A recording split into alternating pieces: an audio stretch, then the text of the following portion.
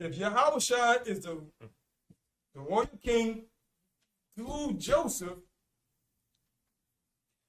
what the hell is a misconception about? God.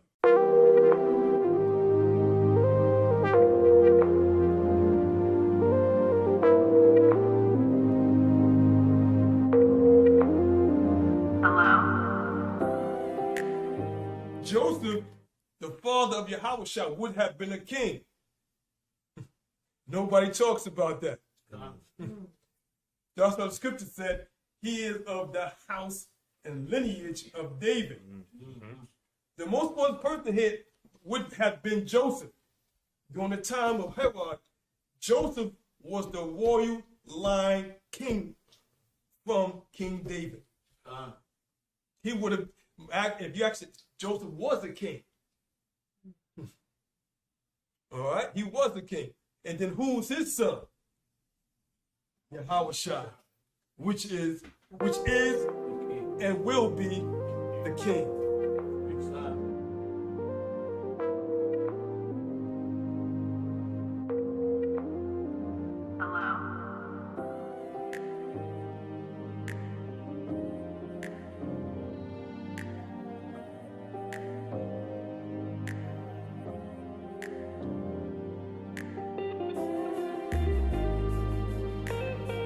You see that? All right. Now,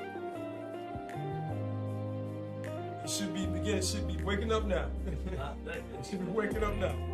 Joseph would be a king. Mary's husband, Joseph, is actually a king of Israel. If we didn't go into captivity, he'd been one of the kings. Now, let me show you what I mean more. It's very difficult to understand the birth of Yahawashi without understanding genealogy. Matthew, the first chapter. And I want to go directly to it, but just read the first verse because many people may not have read this before. God, reading out the book of St. Matthew, chapter 1 from the top. The book of the generation of Yahawashi HaMashiach, the son of David, the son of Abraham. All right, so the book of generation. The genealogy of Yahawashi. All right? This is telling you the genealogy of Yahawashi. All right, now, let's go straight to it. Go to verse 17. This is what I want to get into. Come on. Verse 17. Verse 17. Go ahead. So all the generations from Abraham to David are 14 generations. And from David unto the carrying away into Babylon are 14 generations. Right, underline where it says, from David until the carrying away into Babylon, 14 generations. Underline that. Underline that. From David until the carrying away to Babylon are 14 generations. Underline that. This is very, very important here. Very, very important. All right, now, let's start from verse 6. Con. All right, this is the genealogy of Yahawashi because Israel is reckoned by genealogy. All right, verse 6. Let's start from there. Verse 6. And Jesse begat David. All right, one king. Okay, go ahead. The king, and David, the king, begot Solomon. Another king. That's king number 2. Go ahead. Of her that had been the wife of Urias. Verse 7. And Solomon begat Rehoboam. Third king. You remember Rehoboam? He was a king. Go ahead. And Rehoboam begot Abiah. Fourth king. And Abiah begot Asa. Another king. Fifth king. And Asa begot Jehoshaphat. Another king. Remember Jehoshaphat. Sixth king. And Jehoshaphat begot Joram. Seventh king. And Joram begot Osias. Eighth king. And Osias begot Joatham. Ninth king. And Joatham begot Achaz. 10th king. And Achaz begot Ezekias. 11th king. Remember King Hezekiah. Okay, go ahead. And Ezekias begot Manasseh. 12th king. And Manasseh begot Ammon. 13th king. And Ammon begot Josiah. Josiah. Stop right there. Underline that. That's the 14th king before we went into Babylon. Kings by lineage from the house of David. So when the scripture says from David to going into captivity in Babylon was 4 generations, meaning 14 kings through genealogy. This when everything began to change. And you know, Josiah, read Josiah, we haven't had a Passover like that with the king on the throne. They said the Passover that Josiah had was none like any other. Okay? He was the last, how we say, ruling king that actually sat on the throne before we went into captivity. Okay? Now,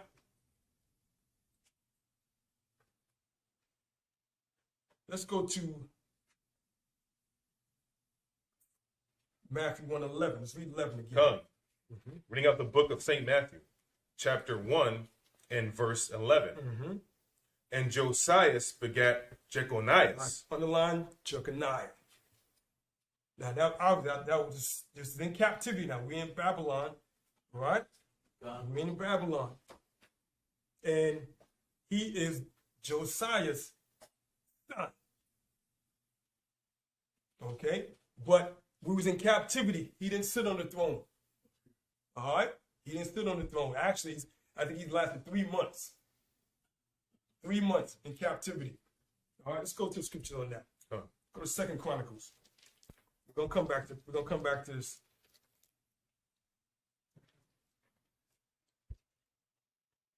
And this is history. You got to understand the history to understand who Yahawashi is and how he was born. 2 Chronicles, 36th chapter.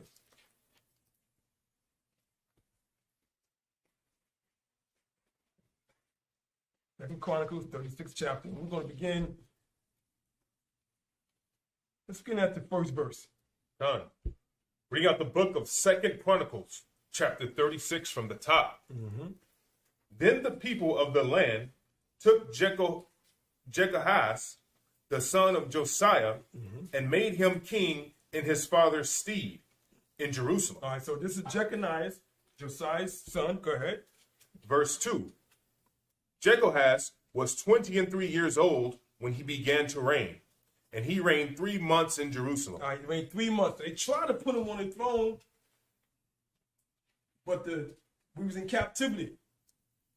The other nations wasn't not going to let Israel sit on the throne.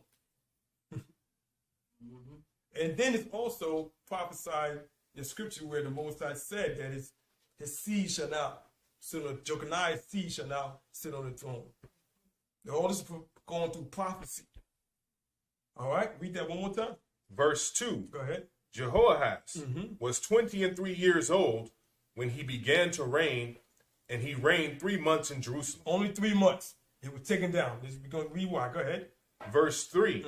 And the king of Egypt put him down at Jerusalem and condemned the land in 100 talents of silver and a talent of gold. All right, so put him down. In other words, took him off the throne, put him in captivity. Go ahead.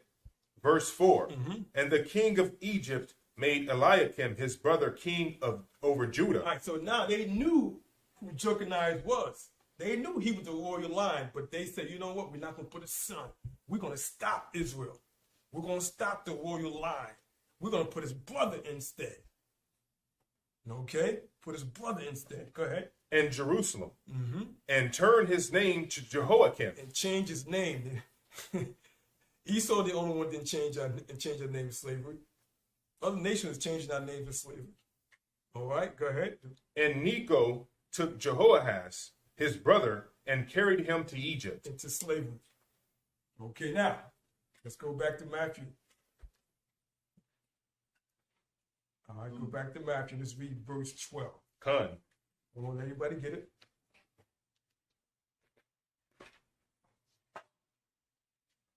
21st chapter, Come. 12. Go ahead. Reading out the book of St. Matthew, chapter 1, and at verse 12. And after they were brought to Babylon, Jeconias begot Selethiel. Now, Selethiel would have been a king. These are would-be kings now, but they couldn't be on the throne because we was in captivity. Okay?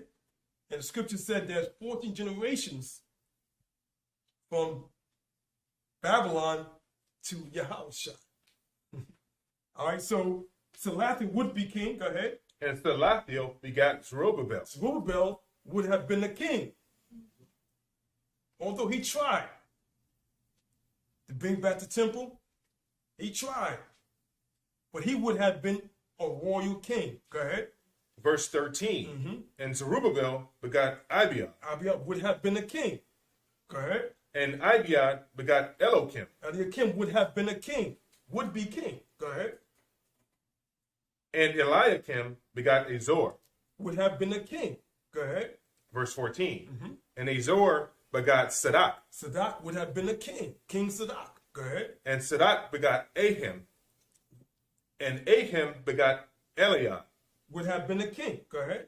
Verse 15. And Eliad begot Eleazar. Would have been a king.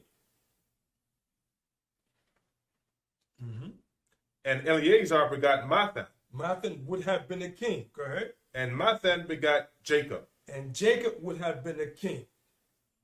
Go ahead. And Jacob begot Joseph. And Joseph would have been a king. Go ahead. The husband of Mary. Go ahead. Of whom was born Yahawashi, who is called the Hamashiach. All right, now, let's flow up. There was 14 would-be kings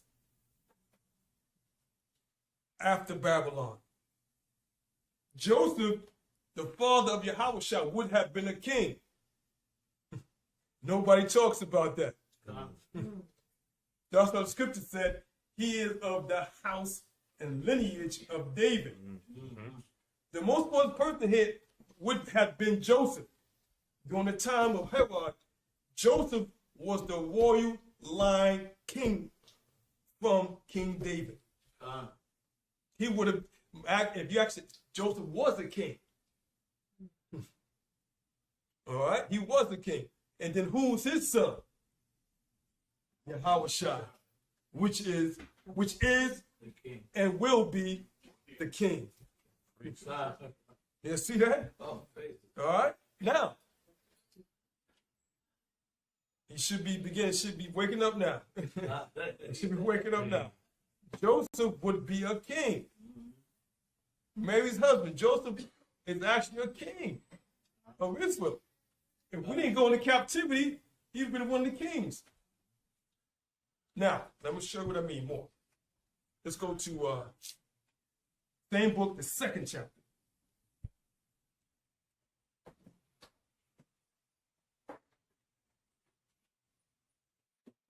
Let's read the first verse.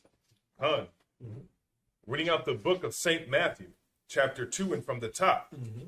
Now when Yahawashi was born in Bethlehem of Judea in the days of Herod the king, behold, there came wise men from the east to Jerusalem. All right, so it came wise men in the days of Herod, because Herod was ruling over us at that time. All right, now, after Babylon, we start going into the Roman captivity. All right, and this is during the Roman days now. Okay, so it was a long time, between Joseph and the time that we went into Rome. Okay, Roman captivity. Okay, now go ahead. Verse 2, saying, where is he that is born king of the Jews? All right, now this is Herod the king. He said, where is he? Because a wise man told me that, hey, there's a king. There's a king. Now, you can actually say Joseph, they monitored him. The Romans monitored Joseph. All right? He wasn't, it got to the point where you don't really read much about him. When you understand this, they would say, when Yahawashi was on the cross, people say, well, his father wasn't there. You don't know what happened to Joseph, because that's He's the father. God. He was that would-be king. They could have put Joseph in captivity. They could have killed Joseph by that time. All right? And the scripture going to explain more. Read 2 again. Done. Verse 2, saying, where is he that is born king of the Jews? Notice you underline the word born. You have to be born a king. You have to be born a king. Okay? All right, now it says born a king of the Jews. Okay, go ahead. For we have seen his star in the east, and are come to worship him. All right, now look at verse 3. What did Herod say? Verse 3, when Herod the king had heard these things, he was troubled, and all Jerusalem with him. Underline it. He was troubled, and all Jerusalem with him. Now, why would King Herod, the scripture said, he's a king, all right? Why would he be troubled? Why would he be concerned? And the scripture said, and all Jerusalem with him. Why would they be concerned? Or what was they worrying about? What was King Herod worried about? And what were we worrying about at that time? Because it was known, okay, Joseph had a son. Joseph the king, would-be king from the house of David, had a son. Okay? The reason why he's worried, first one, you can't have 2 kings at the same time. You can't have 2 kings at the same time. Herod said, I'm the king over you. I'm the king of the Jews. So now, Yahawashi, he's a threat. Yahawashi is a threat to Herod. Because you know why? Because he was born from Joseph, a king. And scripture says here, and all Jews are with him. In other words, we knew, okay, they all knew who Joseph was, but they also knew the scriptures too. All right, and they said, oh, hold on now. It's going to be a problem. It's going to be a problem. So Herod said, listen, we got to find him. We got to find Yahawashi because he is a threat. All right? The Romans didn't care about him saying he was the son of the Most High. That's the last thing he was worried about. They was worried about him saying that he was the king of Israel. That's why he went in court. First thing Pilate says, are you the king? All right? And Yahawashi would never answer. He would never answer. Okay?